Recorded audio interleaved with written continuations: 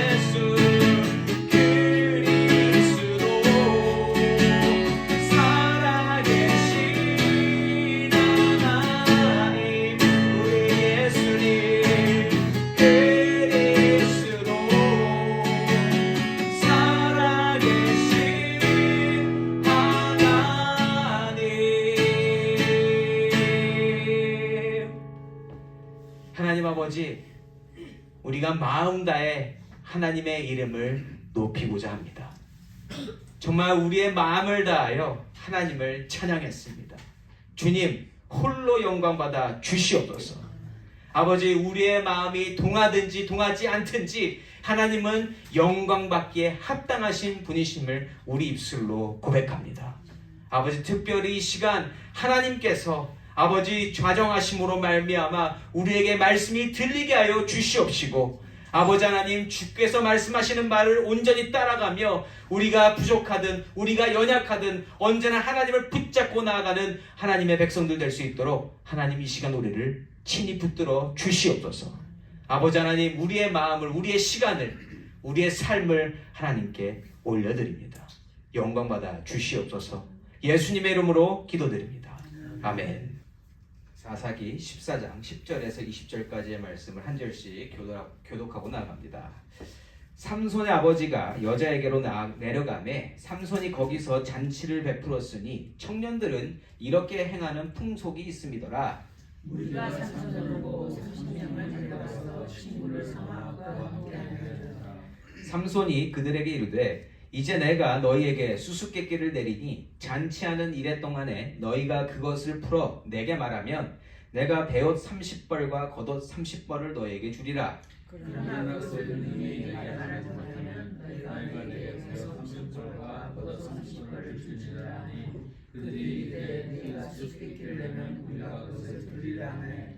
삼손이 그들에게 이르되 먹는 자에게서 먹는 것이 나오고 강한 자에게서 단 것이 나왔느니라 하니라. 그들이 사흘이 되도록 수수께끼를 풀지 못하였더라. 일곱째 날에 이르러 그들이 삼손의 아내에게 이르되 너는 내 남편을 빼어 수수께끼를 우리에게 알려달라 하라. 그렇지 않으면 너와 내 아버지의 집을 불사르리라. 너희가 우리의 우리를 빼앗고 하여 우리를 준 것이 아니냐. 그렇지 않으냐 하니 삼손의 아내가 그의 앞에서 울며 이르되 당신이 나를 미워할 뿐이요 사랑하지 아니하는도다. 우리 민족에게 수수께끼를 말하고 그 뜻을 내게 알려주지 아니하도다 하는지라. 삼손이 그에게 이르되 보라, 내가 그것을 나의 부모에게도 알려주지 아니하였거든 어찌 그대에게 알게 하리요 하였으나 7일 동안 그들이 잔치할 때 그의 아내가 가서 울며 그에게 강요하므로 일곱째 날에는 그가 그 아내에게 수수께끼를 알려주매 그 아내가 그것을 자기 백성들에게 알려주었더라. 일곱째 날 해 지기 전에 성읍 사람들이 삼손에게 이르되 무엇이 꿀보다 달겠으며 무엇이 사자보다 강하겠느냐 한지라. 삼손이 그들에게 이르되 너희가 내 암송아지로 갈지 아니하였더라면 내 수수께끼를 능히 풀지 못하였으리라 하니라. 여호와의 영이 삼손에게 갑자기 임하시매 삼손이 아스고론에 내려가서 그곳 사람 30명을 쳐 죽이고 노략하여 수수께끼 푼 자들에게 옷을 주고 진노하여 그의 아버지 집으로 올라갔고. 함께 읽습니다. 삼손의 아내는 삼손의 친구였던 그의 친구에게 준 바 되었더라. 아멘. 저는 오늘 실패 속에서 드러나는 하나님의 영광이라는 제목으로 말씀을 나누고 싶습니다. 여러분, 우리가 아까도 찬양을 했습니다. 하나님의 영광, 영광을 우리가 외치면서 찬양을 했는데요. 하나님의 영광을 떠올리면 여러분 마음속에 어떤 게 떠오르세요? 하나님의 영광 하면 영광. 그 왠지 뭔가 이렇게 찬란한 빛이 확 임하고 뭔가 이렇게 좋은 것, 우리가 생각하는 것보다 훨씬 좋은 것이 뭔가 위에 이렇게 있는 그러한 형상이 쫙 펼쳐지지 않나요? 그렇죠.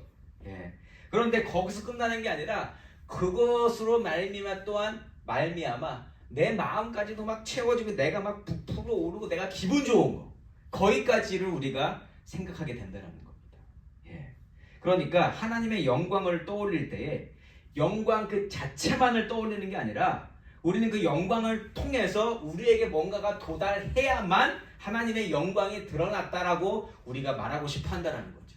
그렇지 않은 경우에는 하나님의 영광을 논하지 않는다. 자, 그러면 여기서 질문하고 싶은 게 한 가지 있습니다. 우리의 마음에 뭔가 채워지지 않는다면 하나님의 영광은 드러나지 않는 것일까요? 어떻게 생각하세요? 그건 아니라는 거죠. 그렇죠? 내 마음에 무언가 채워지고 충만해지는 은혜가 있든 없든 내가 인정하든 인정하고 싶지 않든 상관없이 하나님의 영광은 언제나 드러나고 있는 게 사실이고요. 우리의 의견과 우리의 입장과 별개라는 사실입니다. 오늘 본문에서는 하나님의 영광이 여전히 드러나고 있습니다. 상황이 어찌되었든 하나님은 역사하시고 그의 영광을 드러내 주시는 분임을 확실하게 나타내신다는 거죠. 오늘 말씀을 통하여서 우리의 상황과 상관없이 언제나 드러나는 하나님의 영광을 볼 수 있는 지혜를 얻으시기 바라고요. 우리의 삶의 포커스를, 우리의 삶이 그 포커스를 내 자신에게 맞추는 게 아니라 하나님께 맞추면서 하나님과 더 가까워지시게 되는 저와 여러분이시기를 예수 이름으로 축원합니다. 자, 10절 말씀입니다. 삼손의 아버지가 여자에게로 내려가매 삼손이 거기서 잔치를 베풀었으니 청년들은 이렇게 행하는 풍속이 있음이더라. 아멘. 현재 상황이 어떻게 흘러가고 있는지 잘 보여주고 있죠. 삼손의 아버지가 며느리가 있는 곳으로 가게 됨으로써 결국 삼손과 블레셋 여인의 이 결혼이 성사되어지고 있음을 나타내주고 있어요. 이스라엘의 결혼 제도는 보통 신부가 신랑에게로 오는 겁니다. 근데 지금 반대로 됐죠. 10절에서 확인할 수 있는 것은 신랑이 신부의 집으로 찾아가고 있다. 그리고 삼손은요, 10절에서 보시면 잔치를 베풀고 그곳의 풍속과 규례를 따르고 있다라고 10절 후미에서 증거하고 있습니다. 그러니까 이스라엘의 전통이나 율법을 따르는 게 아니라 블레셋의 전통을 따르고 있음을 보여준다는 것이죠. 예. 자, 삼손의 가정이 보여주는 모습, 그냥 전반적으로 신앙적인 가르침을 벗어나고 있음을 보여주고 있습니다. 여러분 같으면 어떠시겠어요? 예. 내가 평생 믿음으로 살았는데 자식이 하는 일 때문에 내가 지켜왔던 신앙의 모습을 다 꺾어버리게 됐습니다. 내 의도와는 다르게 이렇게 하고 싶지 않음에도 불구하고 결국 겉으로 보이는 모습은 신앙적인 모습을 벗어나게 됐다라는 겁니다.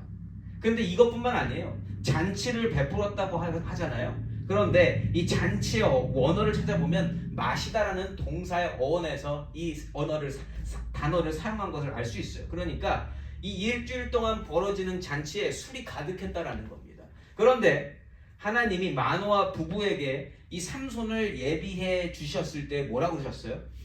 절대로 너도 독주를 마시지 말고 그리고 이 아이도 나시린으로 구별해서 키우면서 술 가까이 하지 못하게 하라 이렇게 말씀하셨단 말이에요.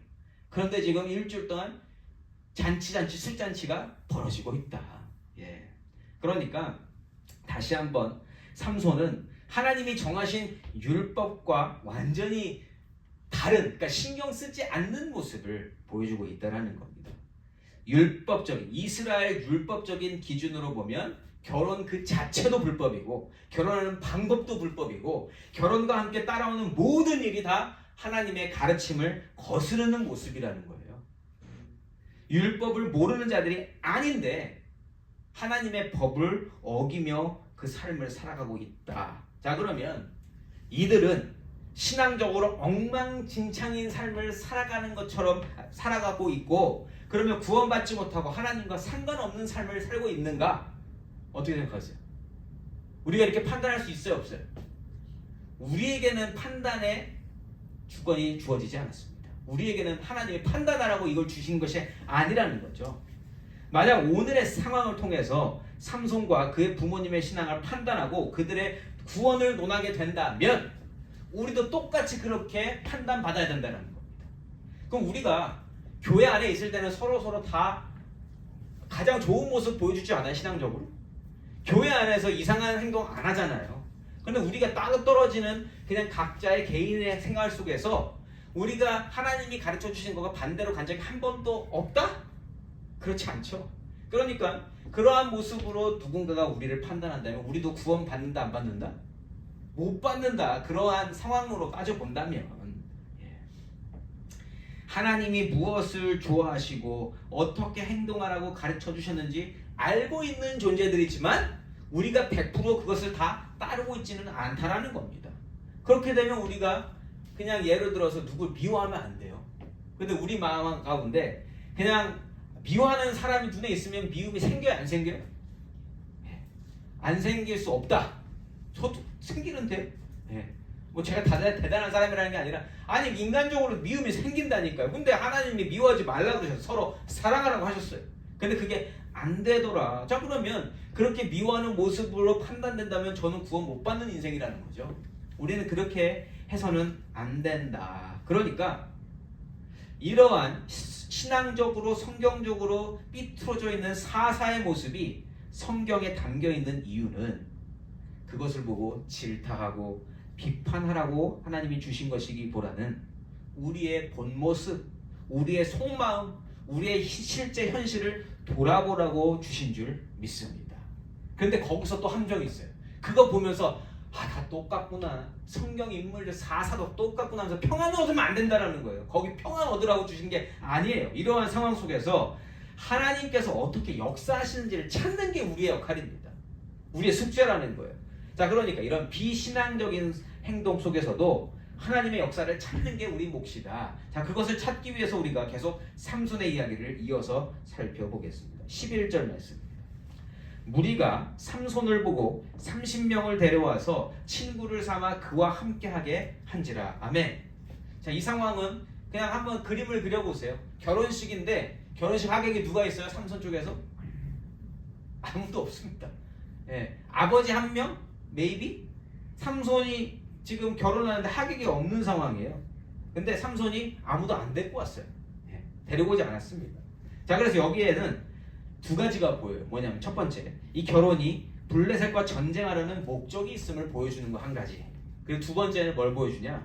삼손의 캐릭터가 보인다는 거예요. 삼손의 캐릭터가 이 모든 일을 자기 마음대로 하는 사람이다라는 것을 보여주고 있어요. 이 사람은 뭐 하나 꽂히면 그냥 하는 사람으로 우리가 지금 봤잖아요. 뭐 신앙이고 뭐 가르침이고 여태까지 살았던 거 다 내팽개치고 그냥 자기가 목적을 정하고 이게 이스라엘을 구원할 일이야라고 자기 혼자 생각한 거죠. 그래서 지금 밀고 나가고 있다. 자, 이렇게 보통 사람이 보면 이해하지 못할 결혼이 삼손의 제멋대로 하고자 하는 그 행동과 더불어서 성사되고 있다는 거죠. 12절과 13절입니다. 삼손이 그들에게 이르되 이제 내가 너희에게 수수께끼를 내리니 잔치하는 이래 동안에 너희가 그것을 풀어내게 말하면 내가 베옷 30벌과 겉옷 30벌을 너희에게 주리라. 그러나 그것을 능히 내게 말하지 못하면 너희가 내게 베옷 30벌과 겉옷 30벌을 줄지니라 하니 그들이 이르되 네가 수수께끼를 내면 우리가 그것을 드리려라 하매. 아멘. 자, 여기 그냥 이 상태만 보면 우리가 아는 삼손을 이렇게 다 지워버리고 이 상태만 보면 어때요? 이게 나쁜 일인지 좋은 일인지 여기서 알 수 있어요, 없어요? 없어요. 그냥 이것만 보면 되게 좋은 일 같지 않아요? 왜 좋은 일이냐? 이게 지금 선물 주려고 하는 것처럼 그러한 의도로 볼 수 있다 없다? 있잖아요. 그러니까 수수께끼 내면서 뭔가 주려고 하는 마음을 보여주고 있다는 거예요. 결혼식에 흥을 돋구면서 그러면서 이러한 좋은 분위기로 가면서 이거 하면 내가 여러분들에게 선물 드릴게요. 여러분 결혼하면서 신부 측에 새 신부 측에 결혼 선물하는 거 좋은 겁니까? 나쁜 겁니까? 굉장히 좋은 거 아니에요?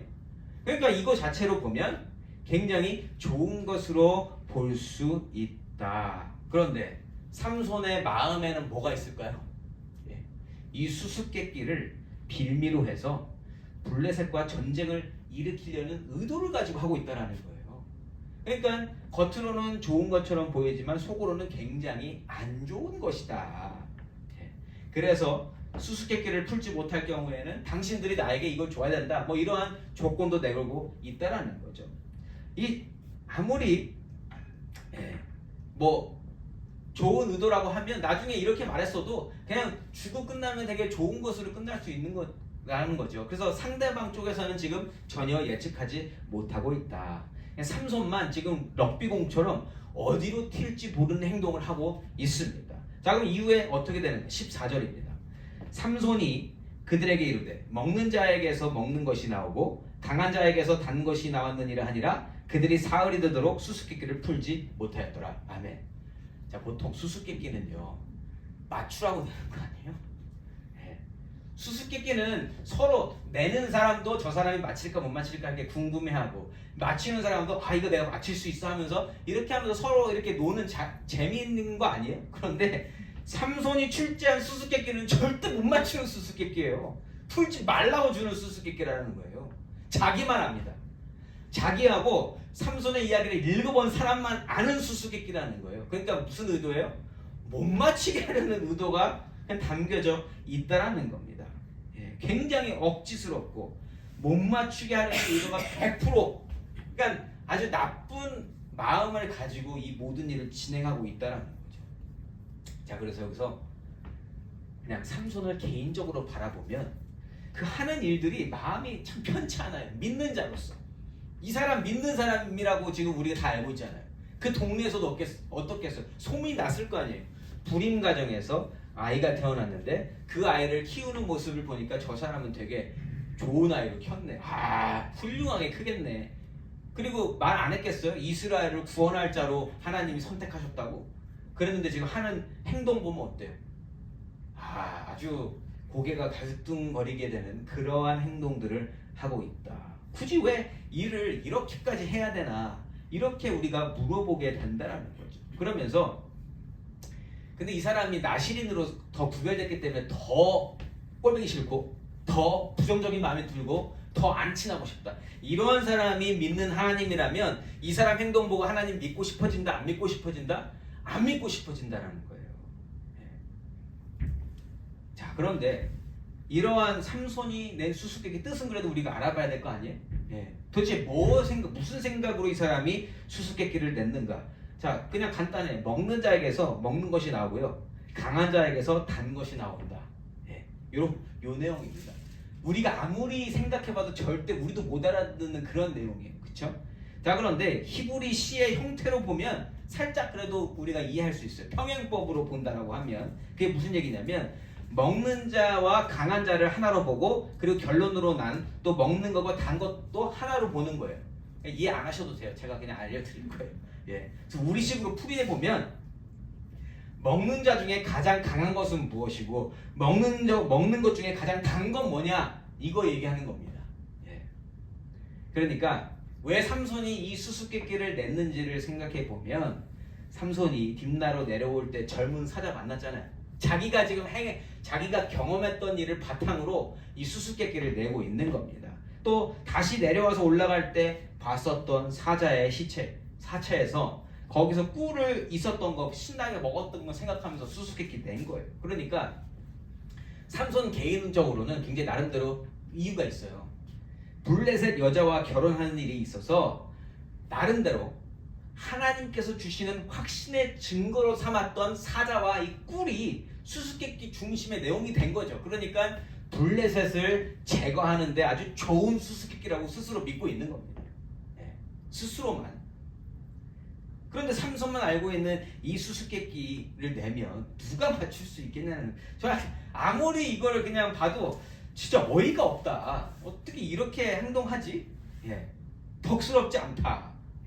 그런데 이 이야기를 들은 블레셋 사람들은 어땠겠어요? 선물을 기대하면서 수수께끼 풀려고 그랬는데 아무리 머리를 맞대고 풀려고 해도 풀 수 있다 없다? 못 풀겠다. 그러면 그냥 못 푸는 거에서 말면 되잖아요. 결혼식에서 그냥 사돈하고 이러한 관계 속에서 그냥 못 풀면 못 푸는 거 아니겠어요? 그런데 또 이 블레셋 사람들도 대단합니다. 그들이 못 풀게 되니까 생각해낸 방법이 끔찍한 방법이에요. 15절 말씀. 일곱째 날에 이르러 그들이 삼손의 아내에게 이르되 너는 네 남편을 꾀어 그 수수께끼를 우리에게 알려달라 하라. 그렇지 아니하면 너와 내 아버지의 집을 불사르리라. 너희가 우리의 소유를 빼앗고자 하여 우리를 청한 것이 아니냐. 그렇지 아니하냐 하니. 아멘. 이것도 되게 억지스럽지 않아요? 니네가 지금 우리한테서 이거 다 가져가려고 이거 낸 거지. 네가 책임지고 이 정답 알아와. 안 그러면 니네 집 불사지를 거야. 너뿐만 아니라 네 아버지 집까지 다 불사지를 거야. 이 협박이잖아요. 어떻게 지금 결혼식에서 지금 서로 선물 주고 받고자 할 때 이렇게까지 나오겠냐라는 거예요. 이렇게 되어지니까 삼손의 아내 입장에서는 어때요? 지금 큰일 난 거 아닙니까? 결혼을 하게 됐는데 만약에 이 수수께끼가 풀리지 않으면 이게 지금 우리 집까지 난리가 나고 우리는 미움받고 나도 쫓겨나게 생겼고 동네에서 나는 그리고 지금 이방인한테 지금 시집가는 건데 큰일 나게 생겼습니다.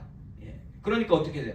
남편을 꼬드겨서 정답을 알아낼 수밖에 없다. 이런 상황에 도달하는 거. 그러니까 다들 보면 어쩔 수 없는 상황인 거죠. 다들 선물 포기하면 되는 건데 욕심이 잉태한즉 죄를 낳고 지금 이게 다 이제 사망으로 가고 있어. 모두가 다.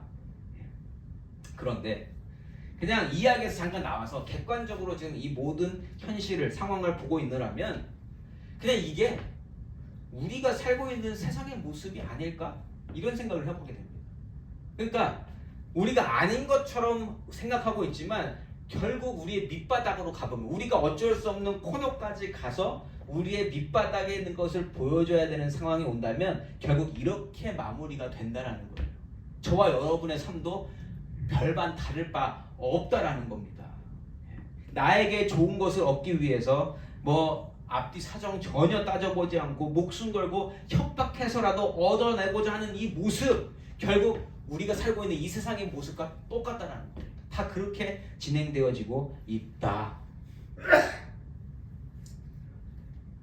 이게 얼마나 안타까운 모습입니까? 그렇죠? 그런데 안타깝지만 결국 이게 현실이다. 인정하십니까?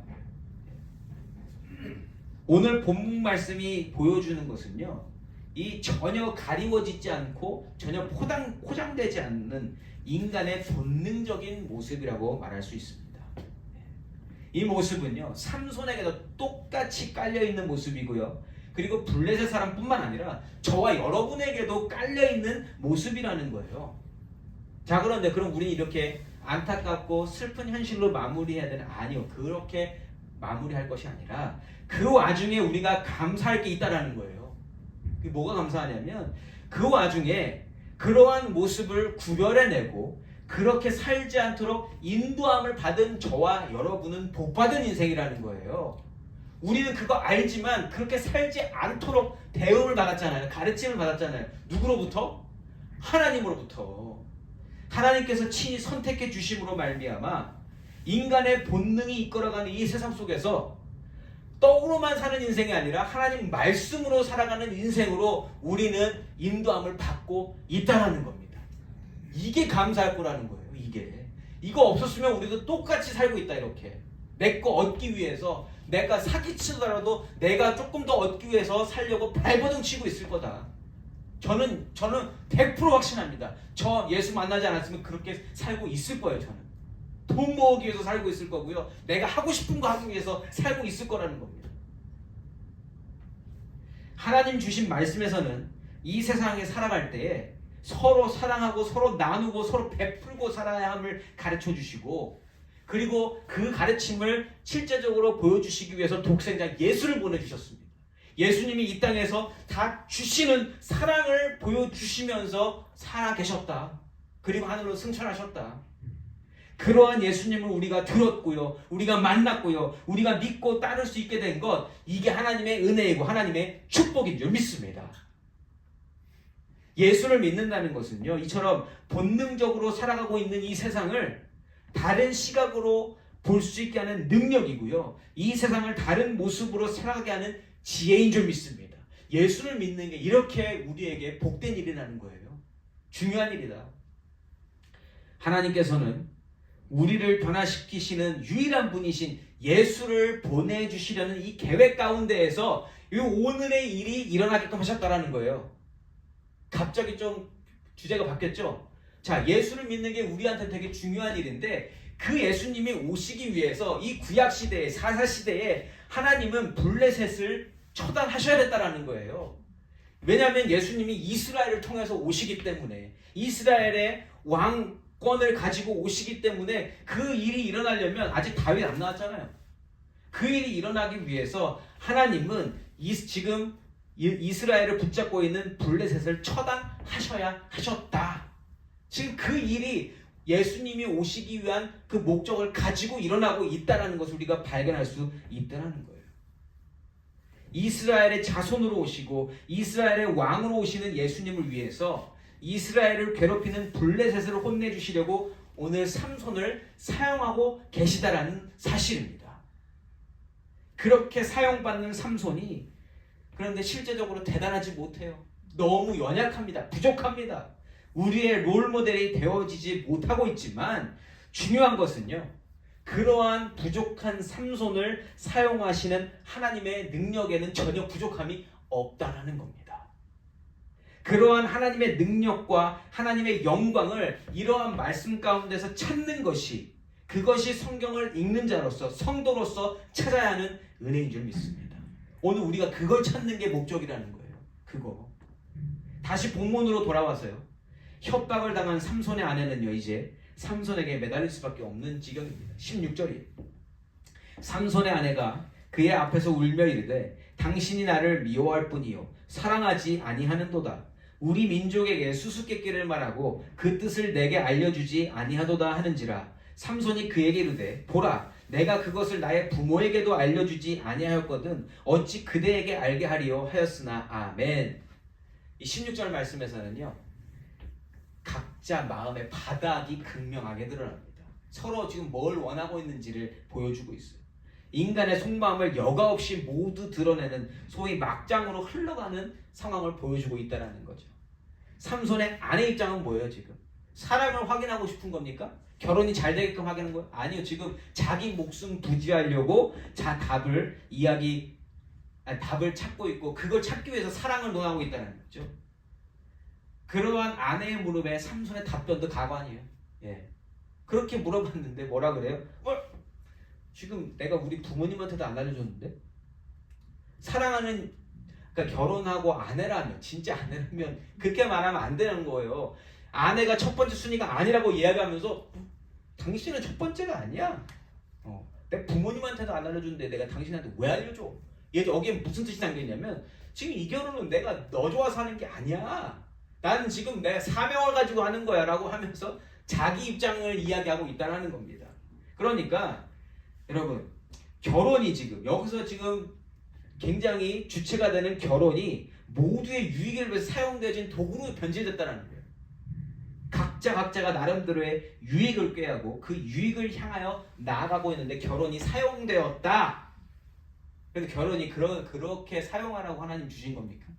아니잖아요. 결혼은요, 한 사람의 인생에서 가장 중요한 일 중에 하나이고요, 하나님이 제정하신 예배예요. 결혼은 그러한 결혼 제도를 다른 목적으로 이용하여 일을 꾸미는 것, 하나님께서 기뻐 받으시지 않는 일이다라는 거예요.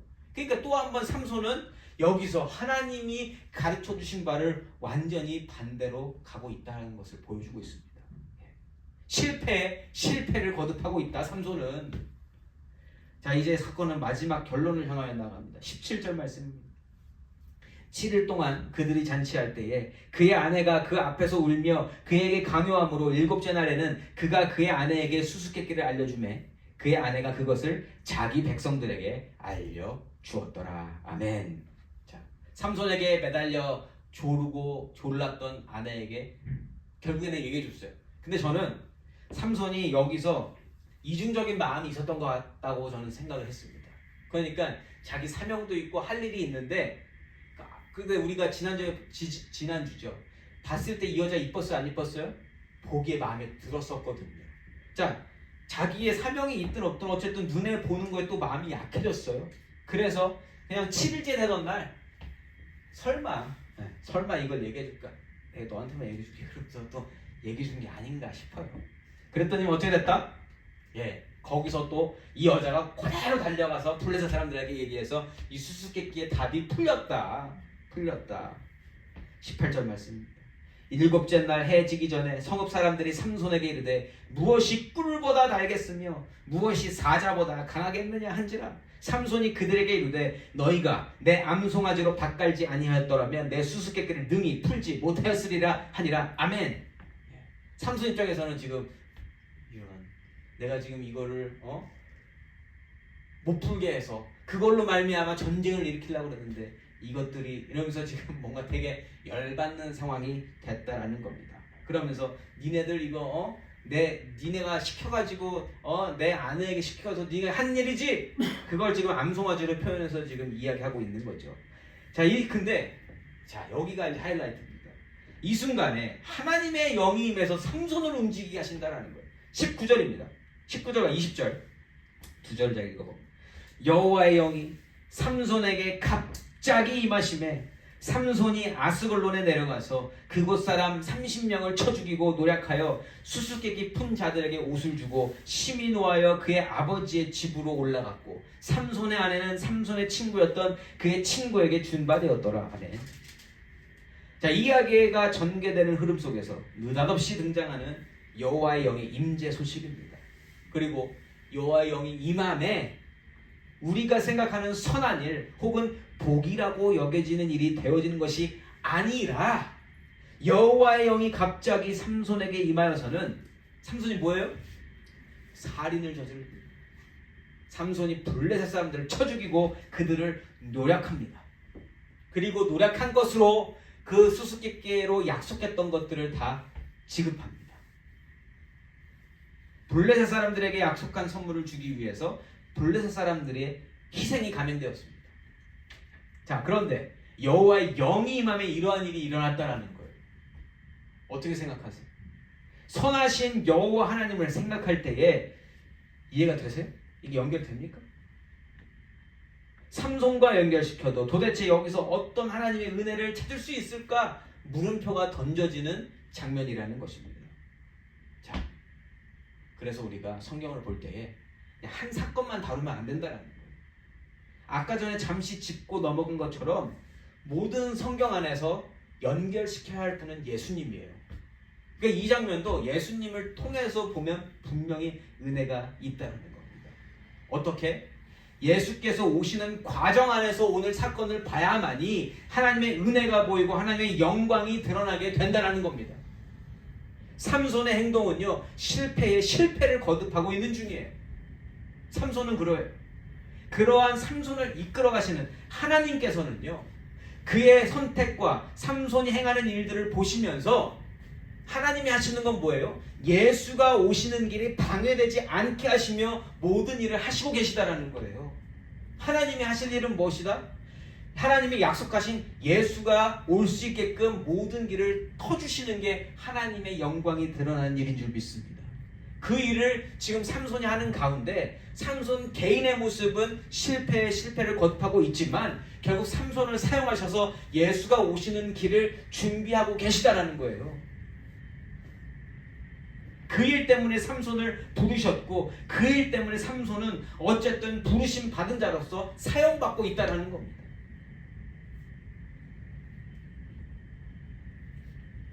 하나님 가르쳐주신 율법을 알고 있는 삼손인데 전혀 지키려 하지 않죠. 자기 방법대로 모든 일을 진행하고 있지만 그럼에도 불구하고 오늘 본문에서 되어진 일을 뽑자면 뭐예요? 결국 삼손을 통해서 아스글론의 블레셋 사람들이 멸망하기 시작했습니다. 그게 골자예요. 오늘 하나님이 삼손을 부르실 때 어떠한 약속을 먼저 주셨습니까? 삼손이 태어나기 전에 무슨 약속 주셨어요? 하나님이 말씀하시기를 내가 너희 집 마노아와 그 아내에게 말씀하실 때 내가 너희에게 아들을 줄 건데 그 아들이 이스라엘을 구원하기 시작할 사람으로 준비될 거다. 이렇게 말씀하셨어요. 자, 그러면 오늘 말씀에서 이스라엘이 블레셋으로부터 구원받기 시작한 그러한 것으로 볼 수 있다 없다? 있다. 그러면 오늘 말씀에서 하나님 말씀이 성취된 겁니다. 하나님의 약속이 이루어진 것을 우리가 발견할 수 있다는 거예요. 그러니까 삼손 개인의 행동이 중요한 게 아니라 그러한 부족한 삼손을 사용하셔서 하나님께서 약속하신 것을 지키시는 하나님, 그 하나님을 바라볼 때 우리가 그 하나님의 은혜와 하나님의 영광을 보게 되는 줄 믿습니다. 오늘의 포인트가 그거라는 거예요. 그 포인트. 그런데 여러분, 아스글론에서 죽은 블레셋 사람 그 얼마 안 되는 숫자, 아주 적은 숫자고요. 역사에 남을 만한 일도 아니에요. 그러나 이 모습은 하나님께서 약속하신 것이 성취되는 장면이고요. 하나님의 영광이 드러나는 장면이라는 거예요. 그리고 또 우리가 조금 더 살펴볼 수 있는 것은 결국 그래서 삼손도 자기가 약속한 거 지켜요, 못 지켜요? 지켰어요. 수수께끼를 풀면 내가 너희들에게 배옷 30벌과 겉옷 30벌을 주겠다고 했는데 방법은 틀렸지만 어쨌든 그 약속은 지키게 됐다라는 거예요. 보이십니까? 그리고 20절에서 뭐래요? 지금 장인이 그 딸을 그 다른 블레셋 친구에게 보내버렸대요. 그렇게 되면서 뭐가 이루어졌냐면 삼손은 이방 여인과 결혼하지 않게 되었다라는 겁니다. 이방 여인과 가정을 꾸리지 않게 됐다라는 거예요. 저는 그래서 되게 재밌더라고요.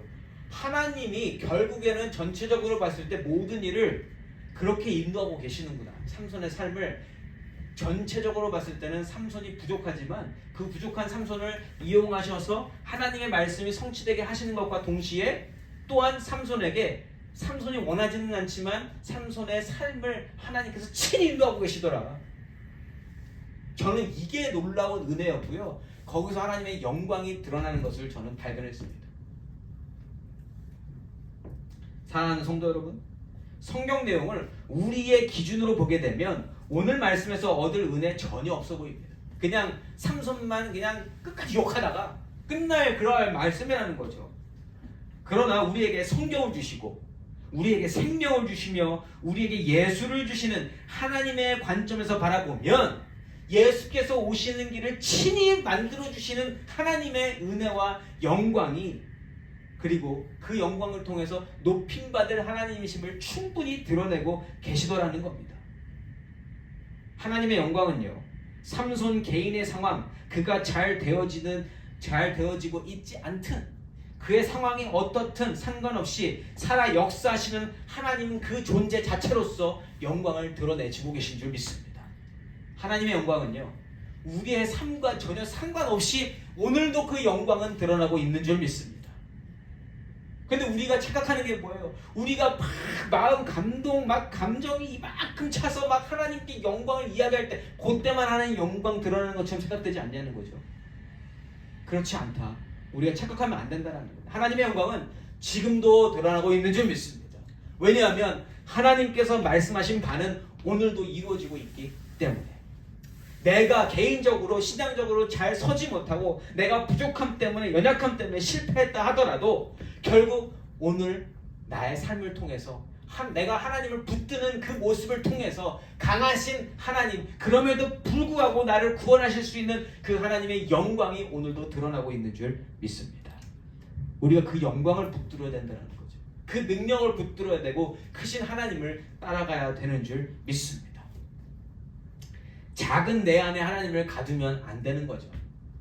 작은 내 안에 하나님을 가두면서 성경을 보는 것이 아니라 작고 힘없고 부족하기에 연약하기에 실패를 거듭하기에 더욱 하나님을 붙들고 더욱 하나님을 드러내며 더욱 하나님을 사랑하는 그 모습으로 하나님의 영광을 드러내며 하나님과 더욱 가까워지시는 저와 여러분이시기를 예수 이름으로 축원합니다. 아멘.